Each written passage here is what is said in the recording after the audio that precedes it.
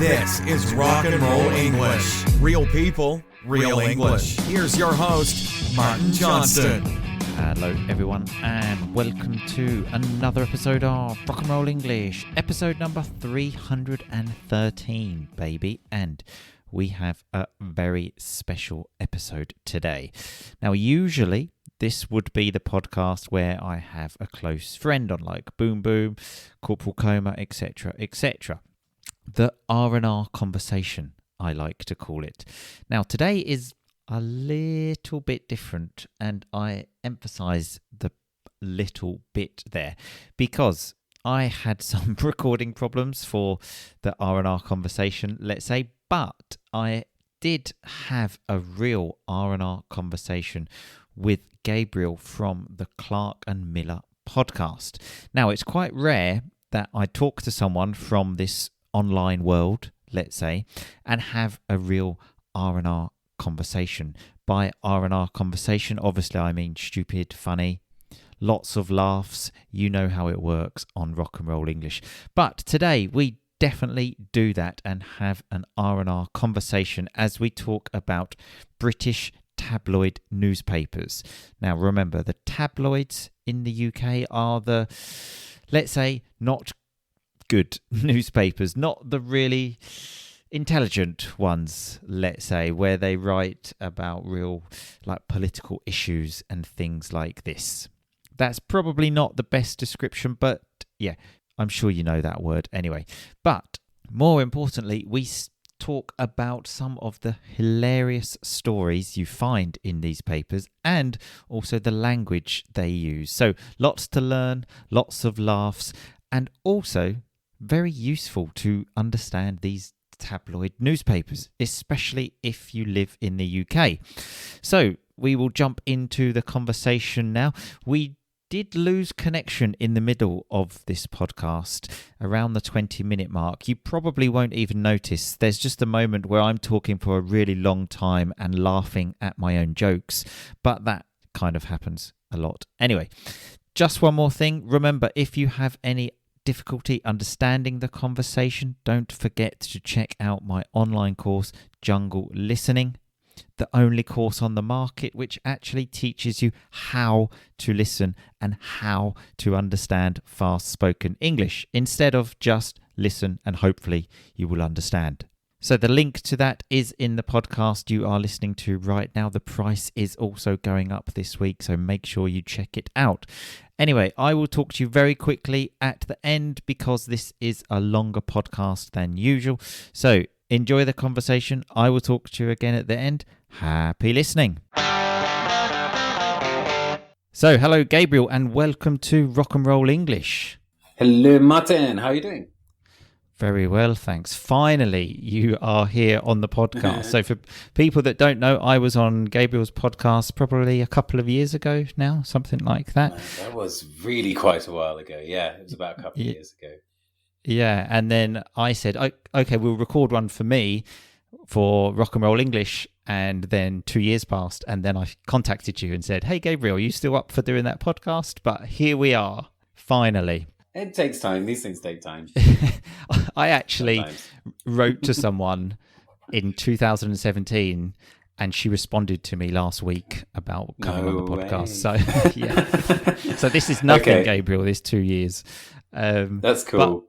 But when I was on Gabriel's podcast, he said something which, let's say, tickled me. So when something tickles you, it makes you laugh a lot, which was when you referred to the word romp as romp. the newspapers in the UK love that word. So for people that don't know it, in fact, you tried to describe it for me, Gabriel. How can we describe it? Yeah.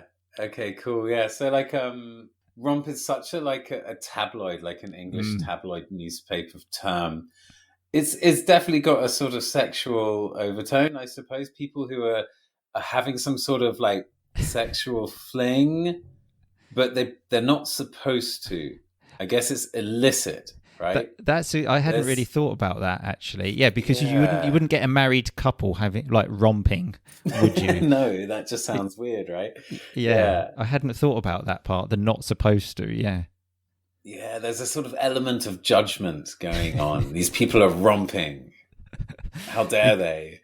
Exactly. So what? Yeah. So what I've got today is exactly as you said there. Lots of these tabloid newspaper terms, which you don't really find in normal day-to-day conversation, but they seem to be in tabloid newspapers in the UK on a daily basis. So I've got a few sentences, and so I will read the sentence, and then we can just kind of dissect it. Okay, and to see what's going on. So some of these I got from Chat GPT, some I got from forums, and some I actually got from my memory. Okay, so here's the first one. Okay, so I'll read the sentence, we'll talk about the context, and then analyse the language. Okay, so that's great. That's going to be fun. Here we go. The defendant, Joe Bloggs, 42, who resides in a £600,000 house in London, arrived in court wearing a grey suit and tie. So, first of all, obviously, what's going on here? It's someone that's going into court. But what language things have you noticed there, Gabriel? So, Joe Bloggs, 42, who resides in a £600,000 house in London. Right. So I'm looking at. I'm going to start making notes now. Now I know how this works. Resides. That's not a normal word. Yeah, that is true as well. Actually, yeah. Yeah, it means like lives, right? Yeah. I guess it's just more formal, isn't it? Definitely. So one thing I noticed as well is how tabloids seem to always give the value of people's houses for some reason. So right. Yeah. I don't really see how that is relevant to the fact that he's going into court, that he lives in a £600,000 house. Yeah. I mean, because, journalism, and especially tabloid journalism, is kind of about like weaving a narrative, creating a story, right? Yeah. You want your good guys and your bad guys. And I guess because like the UK is very class conscious. So absolutely. I'm imagining, here's my hot take on this, is that like they want this guy, they've decided he's the bad guy. And what better way of making him the bad guy than just say that he lives in an expensive house? Maybe that's my theory. Yeah. That's my hot take. It's true because... Do you think there's something in that?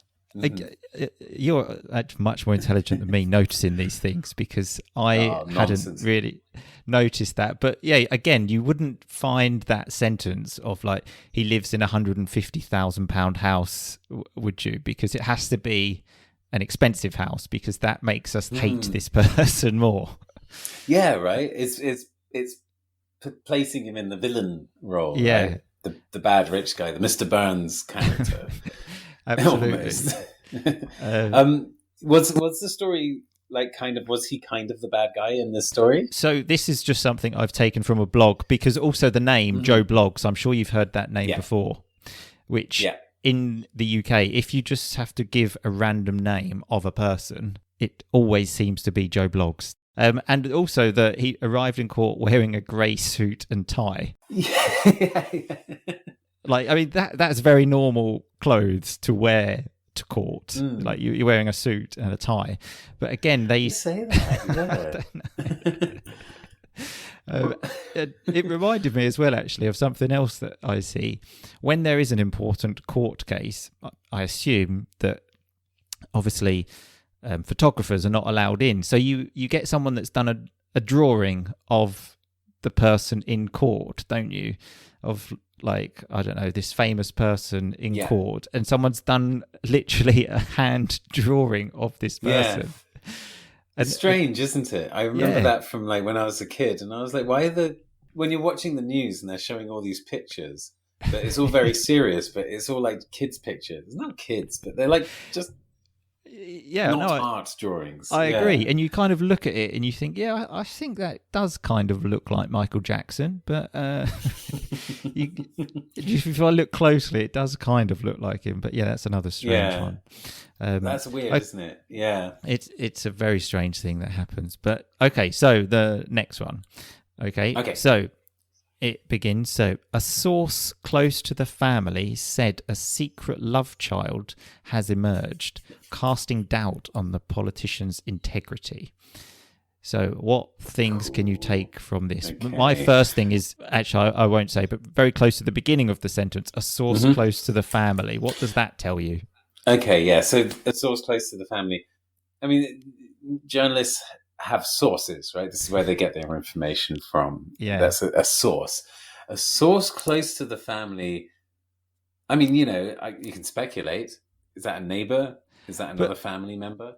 With my take on this, every time I read a source or an insider or something like that, I just think this basically means this part is absolute rubbish, and the newspaper have just decided to make their own opinion about this and include this.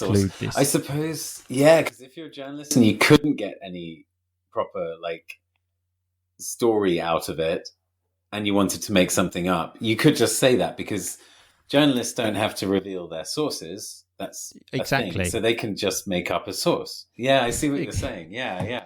I actually remember any time I was reading a tabloid newspaper in a cafe or something, as soon as I saw the bit where it said a source or an insider, I just thought, right, I'll skip this bit because this bit is clearly utter bollocks.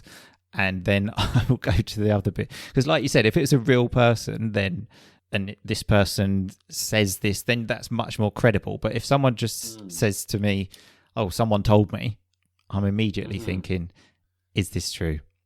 Yeah. I mean, you feel less inclined to not believe something if you don't know where they found it out from. Yeah, I know what you mean. Exactly. Yeah. There's some juicy language in this one as well. Oh, the secret love child, I think. Love child, that's great. I love that, because love child, it sounds so nice. You know, love plus child, two things that most people like, and but it's so sordid. It's like it's evidence of romping. when you have a love child, it's like it's the same sort of judgment, isn't it? It's the same sort of like sinful behavior feeling going on, right? Like a love child.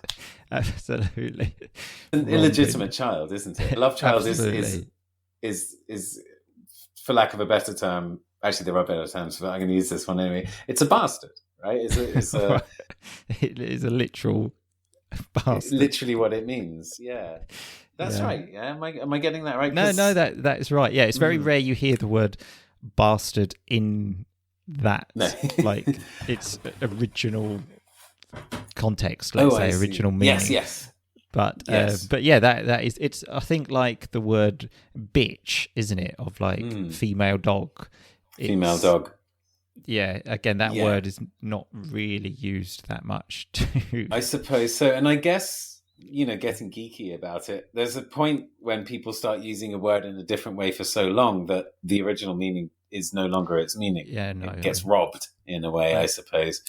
I totally agree. So this next one, this is one I got from...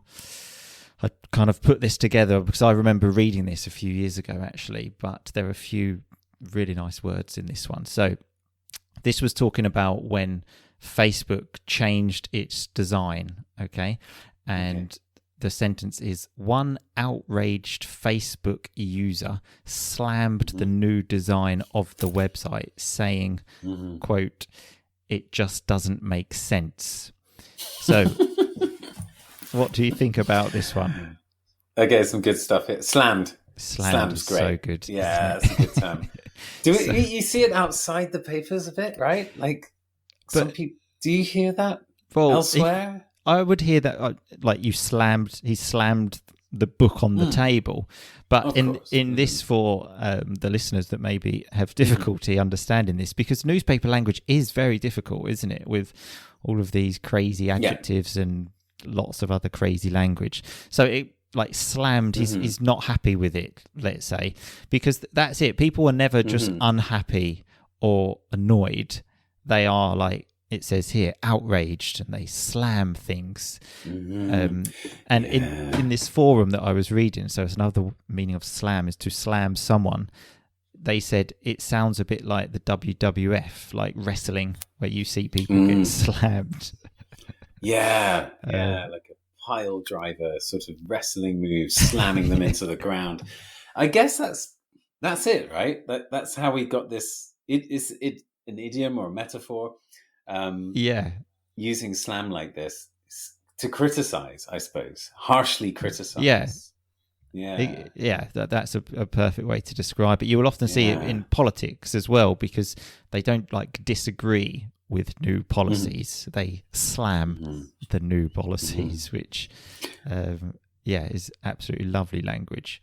Yeah, I love this. Again, you like the outraged as well, like outraged and slammed.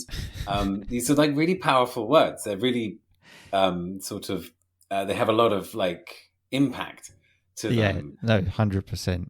Yeah, that's why tabloids are so popular, I think, because it's just much more exciting to read such like kind of exaggerated descriptions of things. Exactly. So because if you just see he's unhappy with the new website design, you're kind of like, but when he slams it, you're kind of like, oh, blimey. He's outraged. Yeah. The thing is, right, this guy doesn't seem too bothered. He just says it doesn't make sense. That seems to be the worst criticism they could get out of this guy.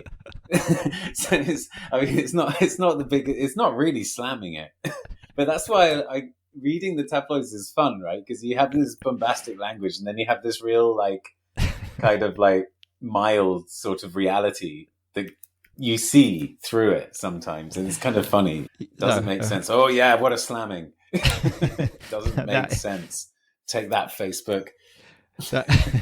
That is so true. You read the headline and you think like, oh my God, this seems serious. And then when you actually read what the person actually said like this, you often just think, not so sure. But I actually remember reading that story at the time, and I just remember thinking like, who is this person anyway? And what is he to tell, or who is he to tell like Mark Zuckerberg about how to run things? He's probably just some like 20-year-old. This was actually before, I remember this was about sort of 2007, 2008.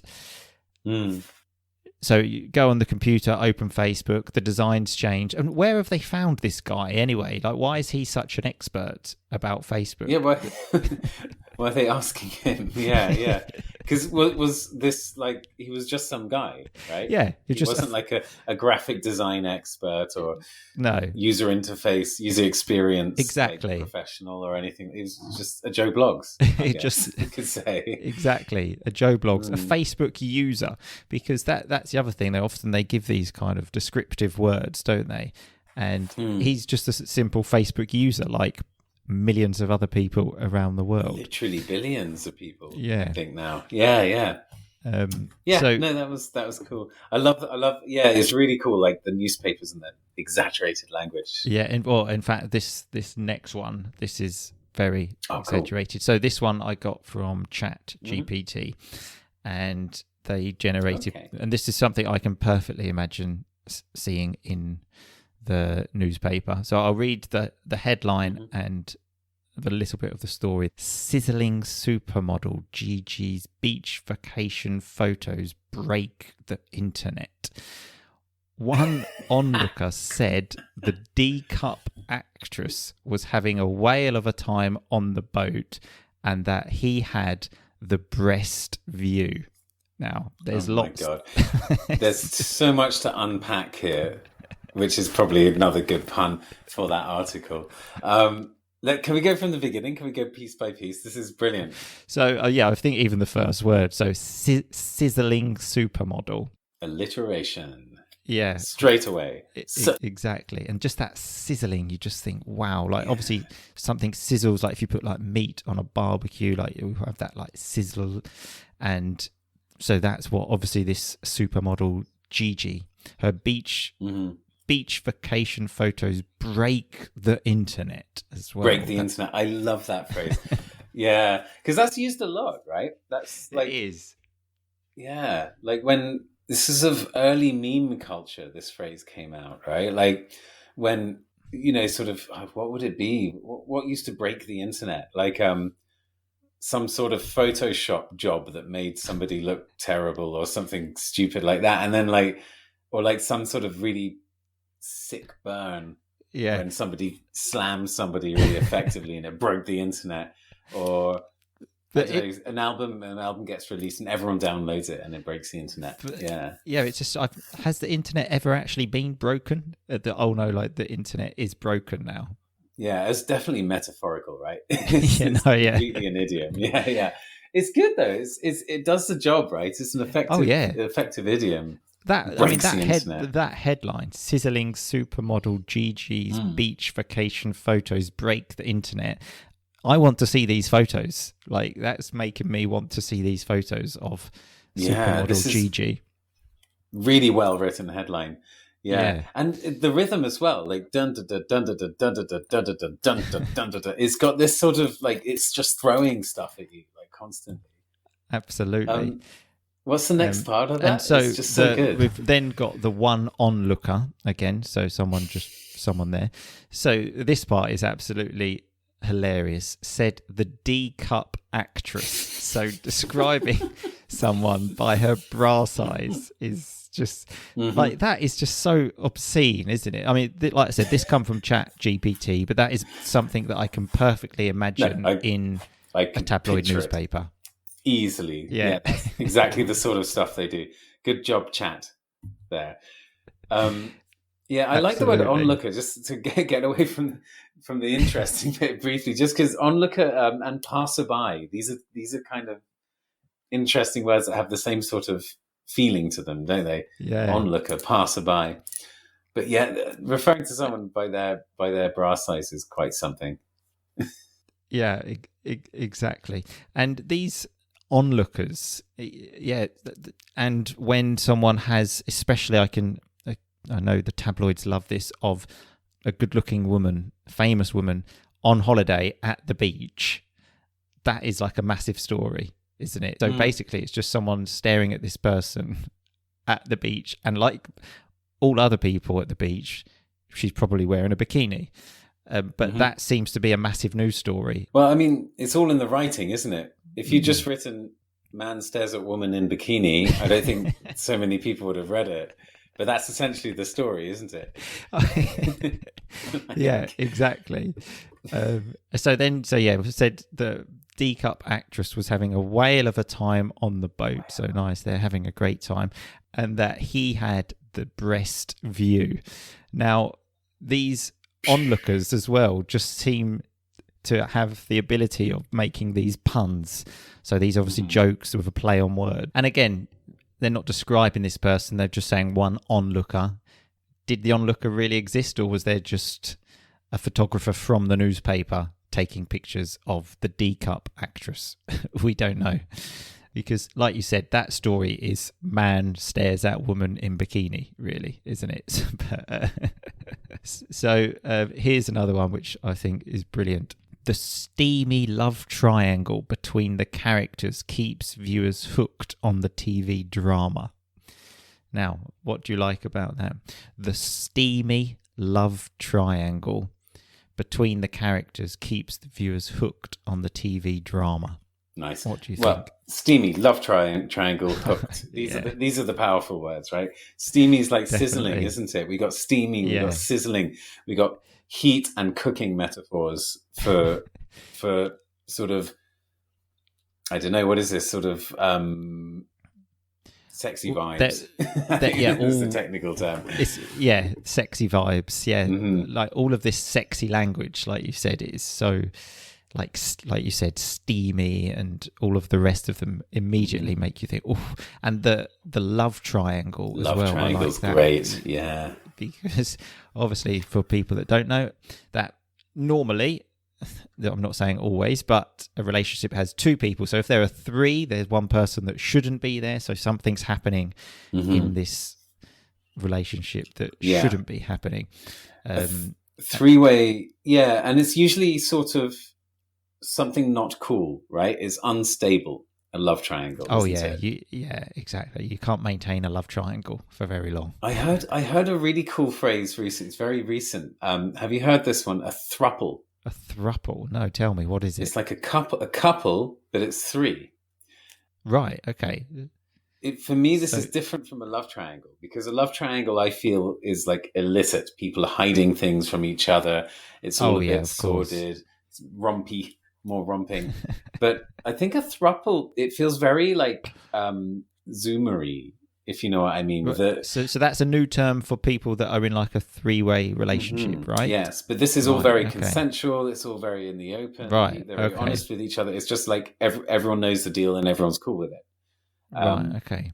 Which is kind of cool, right? Like, I like that. Yeah. It's nice. It's much. It sounds a lot more healthy than a love triangle. Love triangle feels like it's going to explode or implode, I suppose, fall apart. Yeah, absolutely. But so it keeps viewers hooked. So it keeps people watching. A lovely word. But when I read this, I also did think how I remember when I was a child. It was like sometimes front page news about things happening in British soaps, so British TV dramas. So basically there was front page news about a fictional TV show, and people would always find out what was going to happen before. And I remember like my friends at school or people telling me these storylines, and I was just thinking, what spoilers? What is the point of this? Exactly. The news is spoiled. Yeah, it's like Neighbours and EastEnders and all these soap operas. You could go on websites and find out what was going to happen. And I had a friend who did this, and like she was really into EastEnders, but she had to find out what was going to happen before she watched it. And I was like, Karen, don't you like? Why don't you want to sort of enjoy it? And she's like, oh, I don't enjoy it unless I know what's going to happen. Yeah, no, I remember the same. And I actually was quite a big fan of EastEnders back in the day, in the 90s. And I remember one of my friends at school told me what was going to happen, because I always didn't want to know. I wanted the excitement. And I remember we actually had a big argument. I was like, I actually remember the way he described it was impossible for me not to find out because it was on the front page of the newspaper. That's not a very good reason. Yeah, exactly. But still, it is crazy how on the front page of newspapers there's things happening in fictional TV shows. I don't know if it's still the case. Can we still call them newspapers if they're doing that? I mean, yeah, exactly. If your news is news from another reality, is that legit? Absolutely. Yeah. Okay, so in fact, I've got two more. So cool. This one, we've been to this territory before, but here's another lovely word in particular. So the celebrity's career takes a hit as the raunchy sex tape scandal surfaces. So what do we think about that? There's one word in particular which... Read it one more time. Let's have a listen. Celebrity's career takes a hit as the raunchy sex tape scandal surfaces. That's such a good word right in the middle of that sentence. Yeah, raunchy, right? That's the one you're thinking of. Absolutely. Yeah, of course. Yeah. That's the one that jumps straight out at you. Again, to describe it, again, it's all connected to like steamy and like all of these other ones we've had. Something obviously it's sexual.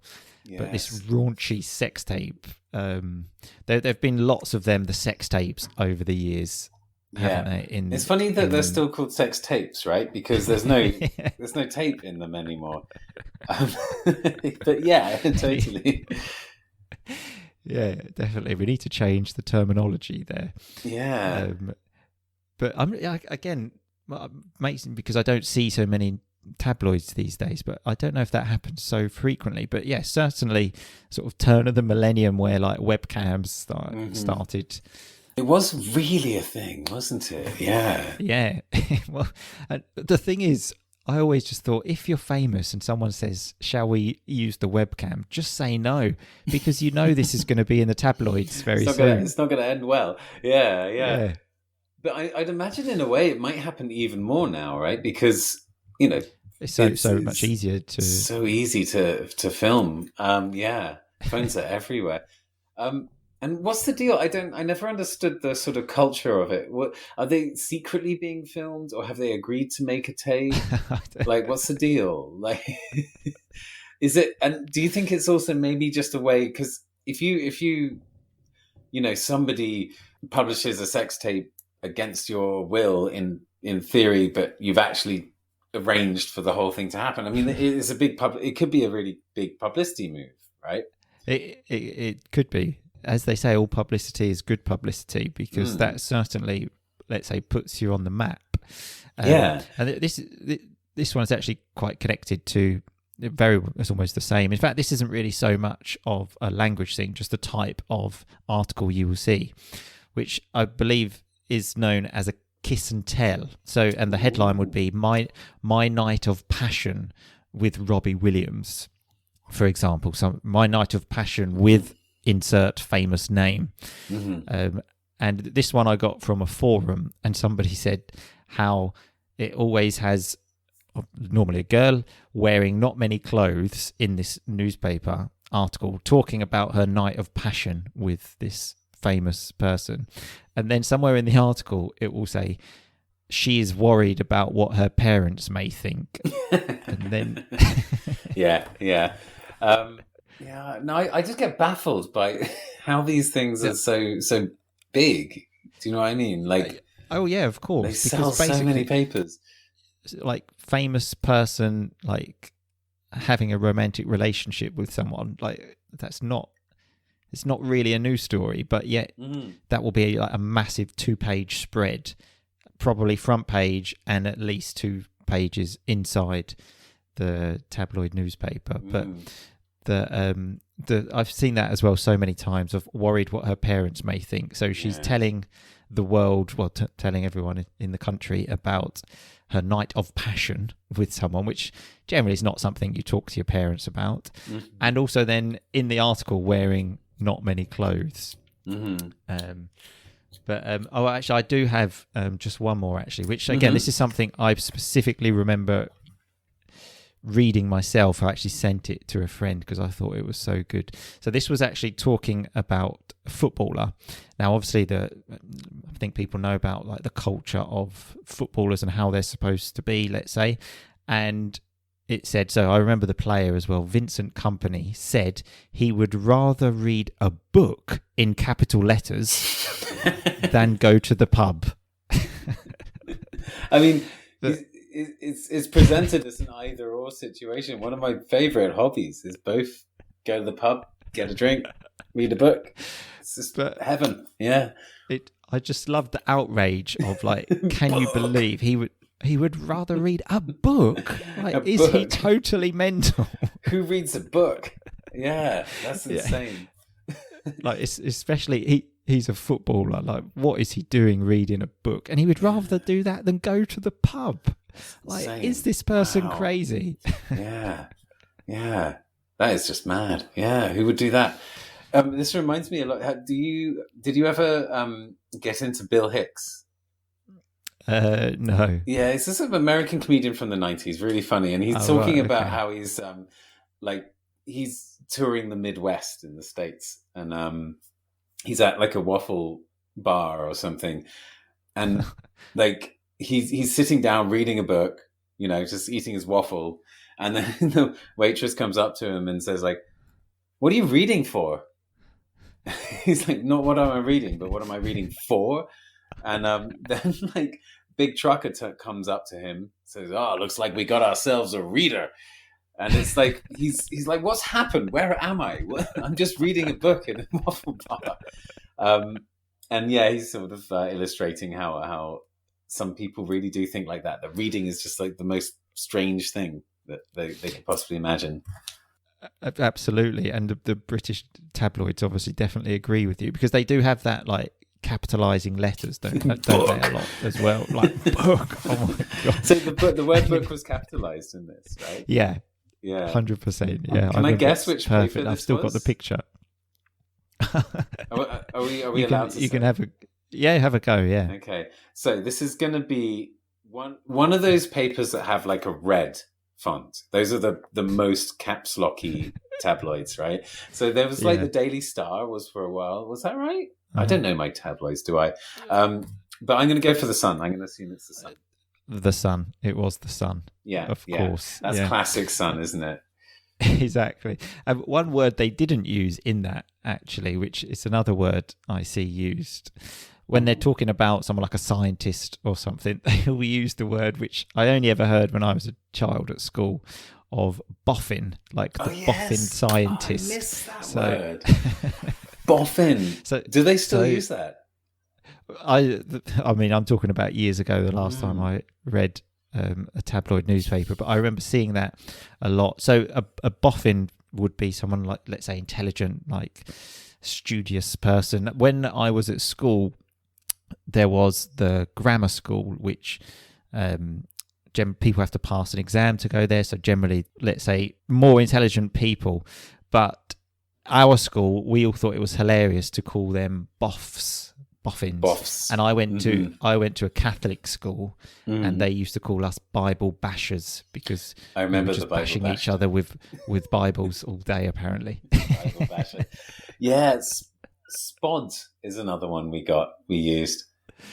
Oh right, I've not heard spods. It's like boffin. It's like kind of nerdy kids who are into like science and reading people books. That read.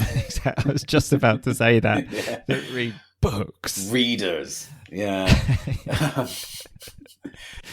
Those bloody readers. So that does bring us to the end of our podcast, Gabriel. It's been an absolute pleasure. Good. I really enjoyed that. That was such a good idea. I've made a list. Can we quickly go through the list of let's go. Vocab that I really enjoyed from today. Okay. And they're all kind of in the same theme. We started with romp. Right. When you said that, like I said, I had never thought, and I remember on your podcast, I just could not stop laughing when you mentioned how newspapers always use the word romp, and that has stayed with me. Every time I see that word, I love it. It's a good. You know what? I'm looking for a band name at the moment for my band. Romp is not bad. I bet it's taken. I'm going to make a note of that. Yeah. So we got romp, we got love child, we got raunchy, we got love triangle, and we got kiss and tell. Yeah, this is the sort of tabloid, sordid, sort of sexy vibes world they inhabit. Yeah, absolutely. Sex sells, as they say. Yeah. But so, just to tell people, I mentioned this in the intro, but Gabriel obviously doesn't just talk about funny things in newspapers. You have your English teaching thing, so tell us where we can find out more about you. Yeah, so my partner and I have a blog. If anyone still reads blogs, it's clarkandmiller.com. Reading. Yeah, readers, if only readers out there. Clarkandmiller.com. It basically has everything. So Clark and Miller, so Clark like Clark Kent, and Miller like the beer. Clarkandmiller.com. We have a blog with basically lots of English lessons, a podcast. We've got a YouTube channel as well, so you can find, if you look for Clark Miller on YouTube, look for Clark Miller on Instagram. We're all over the place. These days, if you want fresh content, it's more happening in the Instagram, YouTube area. We've also got TikTok, but I'm terrible at updating that. Same. But I will include links to all of this in the show notes. Oh, thanks, Martin. Nice. So, thanks a lot for coming on, Gabriel. It's been an absolute pleasure. Thanks so much for inviting me. We'll talk again soon. It was a bit of a romp, I suppose. It was. Yeah. Cool. Thanks so much, Martin. Okay, thanks a lot. Cheers. Great. Bye-bye. Cheers, mate. Bye-bye. So there we have it, the end of the conversation about the British tabloids and the language that they use. Now, normally I talk about vocabulary, but I don't really want this podcast to go on much longer. I really try to keep podcasts 20 minutes, and I've just realised we're coming up to 40. So all of the vocab stuff will be in the show notes. So go to rockandrollenglish.com, click podcast episodes, find the episode, and then you will find the vocab there and links to all Gabriel's stuff. So thanks a lot for listening, everyone. I will see you all very soon, but in the meantime, just keep on rocking, baby. Thanks so much for listening to Rock and Roll English. For more great content and to stay up to date, visit rockandrollenglish.com and facebook.com/rockandrollenglish. We'll catch you next time.